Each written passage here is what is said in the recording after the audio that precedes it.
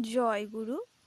একদিন কালীবাবু শ্রী শ্রী ঠাকুরের কাছে বলছেন, জীবনের শেষ তো মৃত্যু, এই বয়সে নতুন কিছু আর চাই না। শ্রী শ্রী ঠাকুর বলছেন, আমরা যত বুড়োই হই শিশুই থাকব।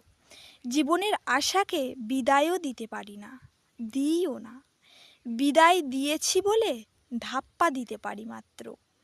আমাদের মাথাগুলি অনিয়ন্ত্রিত হয়ে থাকে, করতে চায় না। জীবনকে ভালোবাসি, কিন্তু জীবনীয় চর্যা করি না। জীবনকে প্রবৃত্তির অধীন করে রাখি। ছোট আমির কবলে থাকি, সেই জন্য বড় আমি সৎ সন্দীপী যে আমি, তার স্পর্শ পাই না। ধর্মধ্বজীরা এমনতর পরিবেশন করে যাতে কঠিন হয়ে দাঁড়ায়।